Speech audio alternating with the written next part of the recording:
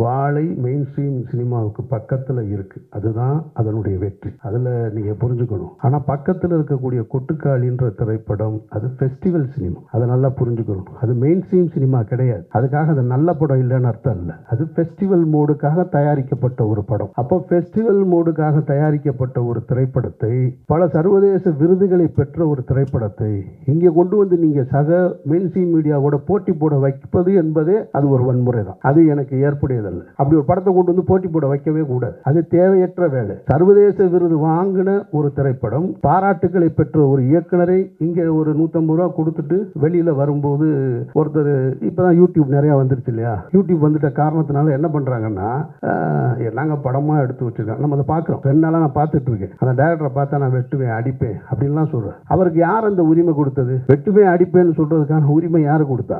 படம் நல்லா இல்லைன்னு சொல்ற, அது ஓகே, ஏன் நீ காசு கொடுத்து பார்த்ததுனால தான் அது கூட உனக்கு அந்த உரிமை, இல்லைன்னா அது கூட கிடையாது. அப்போ தேவையற்ற முறையில் என்னை பொறுத்த மட்டும் நான் கொட்டுக்காளி திரைப்படத்தை நான் எடுத்திருந்தேன், தயாரிச்சிருந்தேன் அப்படின்னா நான் தியேட்டருக்கே கொண்டு வந்திருக்க மாட்டேன். அதை வணிக நோக்கத்தில் கொண்டு வந்து திணிக்க வேண்டிய அவசியம் இல்லைன்னு நான் நினைக்கிறேன். அது அவசியமற்றது. அது சர்வதேச திரைப்பட விருதுகளை பெற்றிருக்கு. அந்த கண்ணியத்தை அப்படியே கொடுத்துருக்கணும். அதனுடைய தயாரிப்பாளர் ஒரு பிரபல நடிகராக இருக்கிறாரு. அவர் நிச்சயமாக அவருடைய இன்ஃப்ளூயன்ஸை வச்சு அது ஒரு ஓடிடி தளத்துக்கு வித்திருந்திருக்கான். அதோட போட்ட முதலீடை எடுத்துட்டு பிரச்சனையை முடிச்சிருந்தா தேவைப்படுறவங்க அந்த படத்தை போய் ஓடிடியில் பார்த்துருப்பாங்க. இப்போ நீ கொண்டு போய் 1000 ரூபாய் பணத்தை கொடுத்துட்டு குடும்பத்தோட போய் எனக்கு பாட்டு இல்லை, ஓப்பனிங் சீன் இல்லை, மியூசிக் இல்லை, இன்ட்ரோல் பிளாக் சரியா இல்லை, எண்டு ப்ராப்பரா இல்லைன்னு சொல்ல வேண்டிய அவசியம் எங்கே ஏற்படுது? நான் பாக்கெட்ல இருந்து காசு எடுத்து கொடுக்கும்போது வருது. அப்போ அது தேவையற்றது. அப்போ மெயின் ஸ்ட்ரீம் சினிமாவுக்கு என்ன சொல்லணும், ஃபெஸ்டிவலுக்கு என்ன சொல்லணுன்றது நம்ம தெரிஞ்சு வச்சுக்கணும். கிட்டத்தட்ட இசை வெளியீட்டு விழாவில் என்னெல்லாம் பேசணுமோ அதையெல்லாம் இப்பொழுதே இந்த புதியவர்கள் பேசிட்டாங்க. அவங்க தங்களுடைய வழியை சொல்லுவதாக இயக்குனர் இங்கே கண்கலங்கி பேச முடியாமல் திக்கித்து நின்னார். அவங்களுக்கு தெரியாது உங்க எல்லாருக்குமே கண்டென்ட் தான் வேணும்னு. மேடையில் இருக்க எல்லாரும் எனக்கு நன்றி சொன்னாங்க. இயக்குனர் சொல்லவே இல்லை. அது ஏன் சொல்லலைன்னா, நான் அவரை சுட்டி காட்டுறதுக்காக சொல்லலை. அவர் வந்து நின்று என்ன பேசுறதுன்னு தெரியாமல் இருந்தார். ஸோ அதனால் அவர் தன்னுடைய கடந்த காலத்துக்கு, அந்த திரைப்படம் எடுக்கப்பட்ட காலத்துக்கும், அந்த நிகழ்வுகள் நடைபெற்ற இடத்துக்கும் போயிட்டார். அப்புறம் முன்னாடி பேசின நிக்கில் முருகன் பேசியதை பார்க்கும் பொழுது அவர் குறிப்புகளை எல்லாம் எடுத்து பேசுகிறத பார்த்தா எனக்கு மறைந்த கலைஞர் அவர்கள் தான் ஞாபகத்துக்கு வர்றாங்க. அவர் ஒருத்தர் மட்டும்தான் எந்த விழாவாக இருந்தாலும், எந்த பேச்சாளர்கள் பேசிக்கிட்டு இருந்தாலும் பேசும்பொழுது ஒவ்வொரு பேச்சாளர்கள்கிட்ட இருந்து ஒரு குறிப்பு எடுத்துக்கிட்டு எல்லாருக்கும் பதில் சொல்லுவார். கலைஞருக்கு பிறகு இப்பொழுது நிக்கில் தான் நினைக்கிறேன். நான் அவ்வளோ தெளிவாக எப்படி இந்த வேலையை செஞ்சாப்புலன்னு தெரில. நோட்ஸ் எடுத்துக்கிட்டே இருந்திருக்காப்புல போல இருக்கு. ஓகே, ரொம்ப சந்தோஷம். கேவி இது ஒரு நாயகனுடைய பெயர் கிடையாது, ஒரு ஊருடைய பெயர். அந்த ஊர் பெரிய குளத்துக்கும் தேனிக்கும் நடுவில் இருக்கிற ஒரு ஊர். அவங்க சொன்னது மாதிரி மேலே இந்த பக்கம் போனால் 10 கிலோமீட்டர் போனால் கொடைக்கானலுக்கு போயிடலாம், கீழே வந்தால் பெரிய குளத்துக்கு வந்துடலாம், தேனிக்கு வந்துடலாம். இந்த மாதிரி ஒரு மலை கிராமம் அது. இந்த மலை கிராமத்தை பற்றின அனுபவம் எனக்கு இருக்குது. பெரிய குளத்துக்கு இன்னொரு புறம் அகமலைன்னு ஒரு ஊர் இருக்குது. அந்த ஊரில் குண்டஞ்சை எஸ்டேட்னு ஒரு எஸ்டேட். அதுக்கு நான் போயிருக்கேன் என்னுடைய பள்ளிக்கூட காலகட்டத்தில். கிட்டத்தட்ட அது இப்படி போகும், மேலே குதிரையில் தான் போகணும். அதில் ஒரு கிட்டத்தட்ட 2 மணி நேரம். பயமாக இருக்கும். குதிரை எப்போ வேணாலும் விழுந்துருமோன்ற அச்சம் இருக்கும். குதிரையில் தான் அந்த மூடைகளை கட்டிட்டு போவாங்க. கேவியில் கூட இப்படி இருந்தது பாதை. அது ஃபுல்லாக இப்படி இருக்கும், பாறையாக இருக்கும். நடப்பாதை கூட இருக்காது. அந்த அனுபவம் எனக்கு இருக்குது. அதோட புகைப்படங்கள்லாம் நான் வச்சுருக்கேன். நான் இப்போ எப்படி இருக்குன்னு தெரில. அது மாதிரியான ஒரு மலை கிராமத்தை பற்றி தான் இவங்க அந்த மலை கிராமத்தில் மருத்துவமனைக்கு வருவதாக இருக்கட்டும், அல்லது பள்ளிக்கூடங்களுக்கு வருவதாக இருக்கட்டும், இந்த மாதிரி சாலை வசதி இல்லை. அப்போது ஒரு பெண் கர்ப்பம் அடைஞ்சிட்டா, கர்ப்பிணியாக இருக்காங்க, அவங்க மருத்துவமனைக்கு போகணும். அந்த பிரசவ நேரத்துக்கு மருத்துவமனைக்கு போகணும்னா அந்த வழி சொல்லுவாங்க. வீட்டில் அனுபவஸ்தர்களுக்கு தெரியும். அந்த தண்ணீர் குடம் உடைஞ்சிடும் அப்படின்னு சொல்லுவாங்க. அந்த தண்ணீர் குடம் உடைஞ்சு அங்கேருந்து ஒரு 2 மணி நேரத்துக்குள்ளே மருத்துவமனைக்கு போயிடணும்.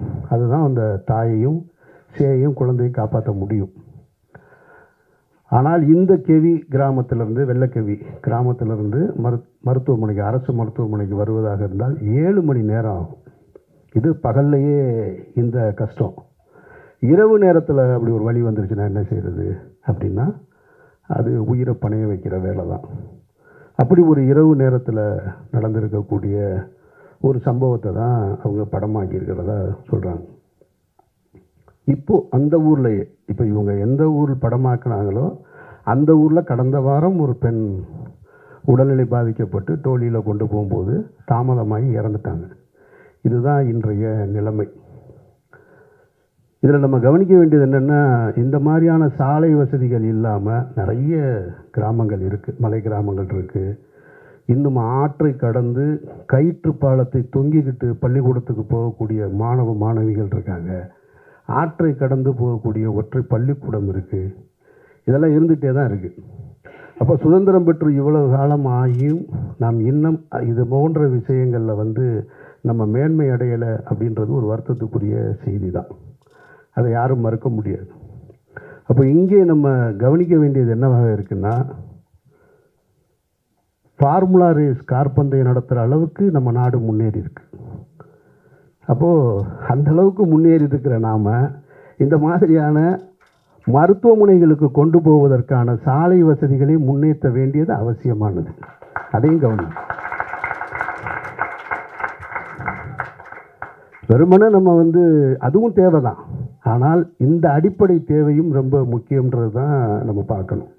அப்போ அப்படி ஒரு சூழலில் தான் அவங்க ஏன் உங்ககிட்ட இந்த வழியை சொல்கிறேன்னு எல்லாரும் சொன்னாங்க, ஊடக நண்பர்களை பார்த்து சொல்கிறாங்கன்னா, இந்த செய்தியை நீங்கள் கடத்தணும், அரசுக்கு கொண்டு போய் கடத்தணும் அப்படின்றது தான் அவங்களுடைய நோக்கம். அதுக்கு தான் நான் ஒரு ஸ்பீக்கர் ஆகி நிற்கிறேன். நான் அவர்கள் சொல்ல நினைப்பதை என்னுடைய வாயிலாக நான் உங்ககிட்ட சொல்கிறேன். நிச்சயமாக இப்போது ஜெய் பீம்ன்ற ஒரு திரைப்படம் வந்தது. அந்த திரைப்படத்தை பார்த்ததற்கு பின்னால் தமிழக அரசு உடனடியாக தலையிட்டு இருளர்களுக்கான அவருடைய வாழ்க்கையை மேம்பட செய்வதற்கான பட்டா வழங்குவது இதெல்லாம் நடந்தது. அது மாதிரியாக கெவி திரைப்படமும் ஒரு சூழலை ஏற்படுத்தும், அவர்கள் வாழ்க்கையில் மாற்றத்தை ஏற்படுத்தும்னா அப்படி ஒரு சூழல் நடக்கணும்னு நானும் வேண்டிக்கிறேன். உங்களுக்கு அந்த நன்றியை செலுத்துகிறேன். அப்போ தமிழக அரசின் கவனத்துக்கு இந்த கெவி திரைப்படத்தையும் கொண்டு போக வேண்டியது அவசியமாக இருக்கின்றது தான் மறுக்க முடியாத உண்மை. இதில் இன்னொரு சிக்கல் இருக்குது. அதை படக்குழுவினர் யாரும் தப்பாக நினச்சிக்கக்கூடாது. அதாவது ஒரு திரைப்படம் என்பது அது ஒரு மெயின் ஸ்ட்ரீம் மீடியா. திரையரங்குக்கு லைட் அமர்த்திட்டு எதுக்கு இவ்வளோ ஸ்பீக்கர்ஸ் வச்சுருக்காங்க அப்படின்னு சொன்னால், அவங்க ஒன்றை உணர்வதற்காகத்தான். முன்ன மாதிரி இல்லை. இப்போல்லாம் 5.1 7.1 டால்பி ஸ்டீரியோ எல்லாம் வந்ததுக்கு பின்னாடி அந்த திரைப்படம் இந்த தாக்கத்தை தனக்கு ஏற்படுத்தணும் அப்படின்றது. இப்போ நீங்கள் படப்பிடிப்பு தளத்தில் நான் கஷ்டப்பட்டேன், அங்கே ரொம்ப சிரமம் இருந்தது, நாங்கள் வேதனைகளை அனுபவித்தோம், கண்ணீரை அனுபவித்தோம் அப்படின்னு சொல்லுவதால் மட்டும் அது கடந்துடாது ஆடியன்ஸுக்கு. அந்த திரைப்படம் அதை கடத்துதா, அது அந்த வேலையை செய்தான்றதா ரொம்ப முக்கியமானது. ஏன்னா அதில் நீங்கள் ரொம்ப கவனமாக இருக்கணும். நீங்கள் ஒரு இண்டிபெண்டன்ட் ஃபிலிம் மேக்கர்ன்றீங்க, அப்புறம் எல்லாருமே நாங்கள் எல்லாமே புதியவர்களாக இருந்தோம்னு சொல்கிறீங்க. கேட்குறதுக்கு நல்லா இருக்குது, படம் பார்க்குறதுக்கு நல்லா இருக்கணும். அது ரொம்ப முக்கியம். ஏன்னா இந்த நாட்டில் வாச்சாத்தின்னு ஒரு நிகழ்வு உங்களுக்கு எல்லாருக்குமே தெரியும். 18 பெண்கள் பாலியல் வன்முணர்வு செய்யப்பட்ட ஒரு கொடுமை. அதுக்கு 30 ஆண்டு கால போராட்டத்துக்கு பின்னாடி இப்போ தான் தீர்ப்பு வந்தது, உங்கள் எல்லாருக்கும் தெரியும், பத்திரிகையாளர்களுக்கு. ஆனால் வாச்சாத்தியை மையப்படுத்தி ஒரு திரைப்படம் வந்தது, பார்க்க முடியாது, ரொம்ப நேரமாக நம்ம போர் அடிக்கும். அந்த வழி நமக்கு உணரவே முடியாது. அப்போ மேக்கிங்கில் ஃபிலிம் மேக்கிங்கில் கொஞ்சம் அமெச்சூராக இருக்கும். அப்போ அது போன்று இருந்து விடக்கூடாதுன்றதில் ரொம்ப கவனமாக இருக்கணும் நீங்கள். இதை ஏன் நான் உங்ககிட்ட இந்த இடத்துல சொல்கிறேன்னா, திரையரங்குக்கு வந்ததுக்கப்புறம் நீங்கள் அதை பற்றி பேசி பிரயோஜனமே கிடையாது. உங்களுடைய திரைப்படத்தினுடைய ஒரு காட்சியை, ஒரு முன்னோட்டத்தை எனக்கு அனுப்பிச்சிருந்தீங்க. அதில் பார்த்து 2 தேவையில்லாத 2 ஷார்ட்ஸ் இருக்குது என்னுடைய பார்வையில். அது ஒரு ஹீரோவை முன்னிலைப்படுத்துவது போல். அது இந்த இடத்துக்கு கொண்டு சேர்க்காது. இவங்க அந்த மாதிரி நிறைய பார்த்துட்டாங்க. இவங்களுக்கு எல்லாம் தெரியும் யார் யாருக்கு என்ன ஷார்ட் வைப்பாங்கன்னு முன்னாடியே சொல்லிடுவாங்க, படம் பார்க்குறதுக்கு முன்னாடியே. அதனால் அதையெல்லாம் தவிர்த்துட்டு நீங்கள் படம் முடிகிறதுக்குள்ளே, படம் காப்பி ரெடியாக ரிலீஸ் பண்ணுறதுக்குள்ளே ஒரு தடவை இப்போ என்னை இந்த விழாவுக்கு அழைத்தது போல் உங்கள் பிஆர்ஓ மூலமாக இன்னும் சில நல்ல இயக்குநர்கள் இருக்காங்க, அவர்களை அழைத்து படத்தை போட்டு காமிச்சு, சார் இதில் எந்தெந்த இடம் வீக்காக இருக்குது, இல்லை எதை எப்படியாவது என்ஹான்ஸ் பண்ண முடியுமா, தேவையில்லாத காட்சிகள் எது எது ரிப்பீட் மோடில் இருக்குது, இதையெல்லாம் பார்த்து கொண்டு போய் சேர்க்க வேண்டியது உங்கள் பொறுப்பு. அப்படி சேர்த்திங்கன்னா தான் நீங்கள் பட்ட கஷ்டம் போய் சேரும். அதை நீங்கள் புரிஞ்சுக்கங்க, அதை தவறாக எடுத்துக்க வேணான்றது தான் என்னுடைய கருத்து. ஏன் அப்படி சொல்கிறேன்னா, சினிமா மெயின் ஸ்ட்ரீம் மீடியா தான் ரொம்ப முக்கியமானது. நீங்கள் எந்த வழியை சொல்வதாக இருந்தாலும், சமீபத்திய உதாரணங்களை நீங்கள் இப்போ சொல்லிக்கிட்டு இருந்தீங்க, வாழை சொன்னீங்க. வாழை மெயின் ஸ்ட்ரீம் சினிமாவுக்கு பக்கத்தில் இருக்குது, அதுதான் அதனுடைய வெற்றி. அதில் நீங்கள் புரிஞ்சுக்கணும். ஆனால் பக்கத்தில் இருக்கக்கூடிய கொட்டுக்காளின்ற திரைப்படம் அது ஃபெஸ்டிவல் சினிமா, அதை நல்லா புரிஞ்சுக்கணும். அது மெயின் ஸ்ட்ரீம் சினிமா கிடையாது. அதுக்காக அது நல்ல படம் இல்லைன்னு அர்த்தம் இல்லை. அது ஃபெஸ்டிவல் மோடுக்காக தயாரிக்கப்பட்ட ஒரு படம். அப்போ ஃபெஸ்டிவல் மோடுக்காக தயாரிக்கப்பட்ட ஒரு திரைப்படத்தை, பல சர்வதேச விருதுகளை பெற்ற ஒரு திரைப்படத்தை இங்கே கொண்டு வந்து நீங்கள் சக மெயின் ஸ்ட்ரீம் மீடியாவோட போட்டி போட வைப்பது என்பதே அது ஒரு வன்முறை தான்.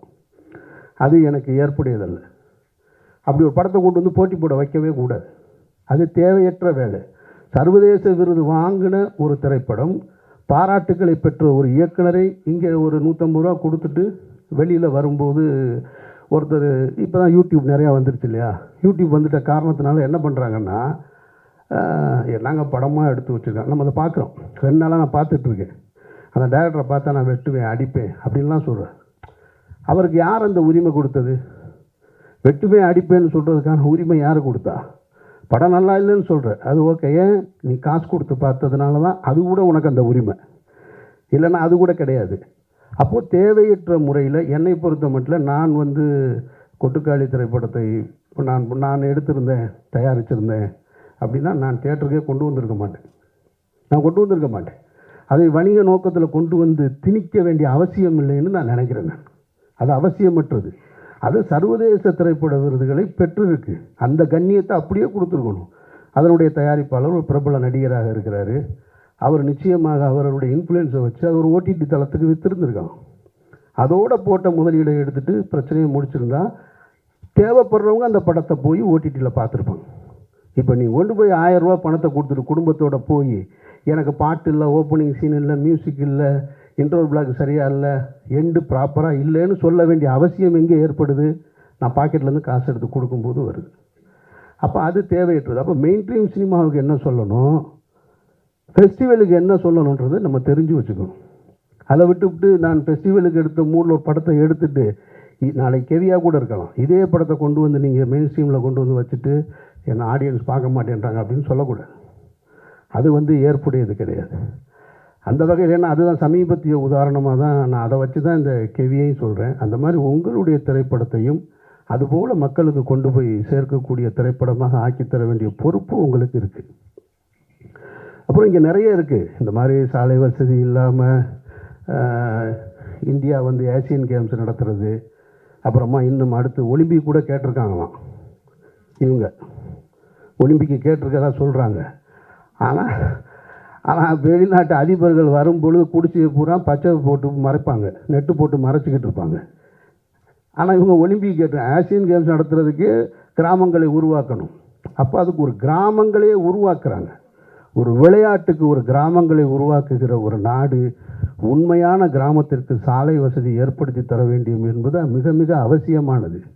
அதை நம்ம கேட்க வேண்டிய பொறுப்பு நமக்கு இருக்குது. அதை இந்த திரைப்படத்தின் மூலமாக நீங்கள் கேட்டதாக நான் உணர்றேன். நான் அப்புறம் இந்த படத்தின் தயாரிப்பாளர் இங்கே ஒன்று சொல்லும்போது சொன்னார், என்னை எதுக்கு நடிகை கூப்பிட்டாங்கன்னு தெரிலன்னு. அவர் இயக்குனர் ரொம்ப புத்திசாலித்தனமான வேலையை தான் செஞ்சுருக்கார், நான் நம்புகிறேன். நான் எனக்கு தெரியும் இந்த மாதிரியான திரைப்படங்களை எடுக்கும்போது ஒரு ஆர்வத்தில் எடுத்துருவாங்க. அப்புறம் ரிலீஸ் டைமில் வரும்பொழுதே போப்பா ஒன்றும் பிஸ்னஸ் இல்லை, அது இல்லை. அப்புறம் நீங்கள் சொன்னீங்க வியாபாரத்துக்கு உண்டான முகங்கள்னு, அப்படிலாம் முகம்லாம் இல்லைங்க. எந்த முகம் நடித்தாலும் வியாபாரம் இல்லை, அது வேறு பிரச்சனை. அவர் தெளிவாக தேர்ந்தெடுத்திருக்காரு. சரி, குறைந்தபட்சம் ஒரு கதாபாத்திரமாக போட்டோம்னா தேட்டர் வரைக்கும் நம்ம கூட நிற்பார். அது ஒரு சாதுரியம்தான், அது தப்புன்னு சொல்ல முடியாது. அது ஒரு புத்தி சாதுரியம் தான். அதை சரியாக செய்யும் பொழுது அவரும் பயனடைகிறாரு, நீங்களும் பயனடைகிறீங்க. ஸோ அதனால் எல்லாமே சரியான நிகழ்வாகத்தான் நடந்திருக்கிறதா நம்ம பார்க்குறோம். மற்றபடி உங்களுடைய உழைப்பு, நீங்கள் கண்ணீர் சிந்த வேண்டிய அவசியம் இல்லைன்னு நான் நினைக்கிறேன். நான் ரொம்ப மெனக்கெட்டிருக்கீங்க. ஒரு டீம் கஷ்டப்பட்டு வேலை செஞ்சுருக்கீங்க. உங்களுடைய கஷ்டம் எல்லாமே மைக்கில் பேசுகிறதுனால எதுவும் சரியாயிடாது. நீங்கள் பட்ட கஷ்டம் வந்து இன்னொருத்தவங்களுடைய கஷ்டத்தை பொது சமூகத்துக்கு சொல்வதற்காக பட்ட கஷ்டம். ஸோ அந்த கஷ்டம் திரையரங்கில் சரியாக நான் பார்த்த ஃபஸ்ட்டு இப்போ 2 ஷாட்டு போட்டிங்க பாருங்கள். அந்த ஷாட்டு பேசுது அந்த ஊர் என்னன்னு அப்படின்றது. எனக்கு இப்போ பார்த்த உடனே என்ன தோணுது, இந்த கதையை எடுத்துகிட்டு நம்மள்கிட்ட வராமல் போயிட்டாங்களே இவங்க, எடுத்துகிட்டு வந்தால் எடுத்து கொடுத்துருப்போமே அப்படின்னு தான் தோணுது. நான் வந்து நகரத்தில் வளர்ந்தவன், நான் மதுரைன்ற நகரத்தில் வளர்ந்தவன். எனக்கு கிராமங்கள் தெரியும். ஆனால் கிராமத்தில் இருக்கக்கூடிய வழி என்னன்றது அதெல்லாம் அவ்வளவுலாம் நான் வளரலை. நான் ரொம்ப சின்ன வயசில் ரொம்ப ஜாலியாக சுற்றிக்கிட்டு இருந்த பையன். நான் காலேஜ் வர வரைக்கும் ரொம்ப ஜாலியாக இருந்தேன் நான். அதனால் நான் பார்த்த விஷயங்களே அங்கங்கே அந்த கிராமம் அது இதுன்னு எனக்கு இருக்கிற சினிமா அனுபவத்தை வைத்து, நான் பார்த்த சினிமா அனுபவத்தை வச்சு எனக்குன்னு ஒரு கதையை உருவாக்கி நான் திரைப்படம் எடுத்துகிட்ருக்கேன். இது நான் பார்க்கல. இப்போ இந்த ஃபஸ்ட்டு ஷாட்டு பார்த்த உடனே ஆக நம்ம பண்ணியிருக்கலாம் இந்த படம் அப்படின்னு தோணுச்சு. அப்போது நம்ம கடைசியாக வந்து சேர்க்கிறதை விட முதல்லையே நீங்கள் யாரையாவது சந்திச்சிருந்தால் இன்னும் சரியாக கூட வந்திருக்கும்னுன்றது. எதுவாக இருந்தாலும் நீங்கள் சரியாக பண்ணியிருக்கீங்கன்னு எனக்கு நம்பிக்கை இருக்குது. அந்த ஷாட்டு பார்க்கும்போது முழு படமும் அந்த உணர்வை எனக்கு கொடுத்துருச்சுன்னா நீங்கள் வெற்றி அடைஞ்சிட்டீங்கன்னு அர்த்தம். உங்களுடைய வெற்றி என்பது அரசின் காதுகளுக்கு போய் கேட்டும். எப்படி ஜெய்பீம் திரைப்படத்தை வந்து இந்த மாநிலத்தின் முதல்வர் பார்த்தாங்களோ, அதுபோல் உங்களது இந்த திரைப்படத்தையும் படம் நல்லா இருந்துச்சுன்னா பத்திரிகையாளர்கள்ட்ட உங்கள்கிட்ட அன்பாக கேட்டுக்கிறேன், இந்த படம் என்றைக்கு ரிலீஸ் ஆகுதோ, காப்பி ரெடி ஆகுதோ, அதை பார்த்துட்டு உங்களுடைய விமர்சனங்களில் இந்த திரைப்படத்தை தமிழகத்தின் முதல்வர் பார்க்க வேண்டும்னு கடைசி வரியாக கோடிட்டு எழுதுங்க. இது வரைக்கும் நீங்கள் செஞ்சுருக்க மாட்டீங்க.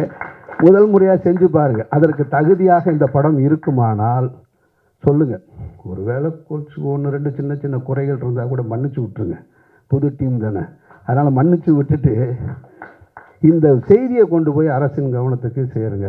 ஒருவேளை தமிழக முதல்வரோ அன்றைக்கு இன்றைக்கி இருக்கக்கூடிய அமைச்சர்களோ இந்த படத்தை பார்த்துட்டு அந்த சாலை வசதியை ஏற்படுத்தி கொடுத்தாங்கன்னா அந்த மாற்றம் உங்களால் நிகழ்ந்தது வல்ல இறைவனால் நிகழ்ந்ததுன்னு நானும் நம்பிக்கையோடு காத்திருக்கிறேன். இந்த விழாவுக்கு அழைத்ததற்கு நீங்கள் எல்லோரும் வந்து நின்று இந்த படத்தை பற்றி மக்களிடத்தில் கொண்டு போய் சேர்க்கிறதுக்கு என்னுடைய நெஞ்சார்ந்த நன்றி.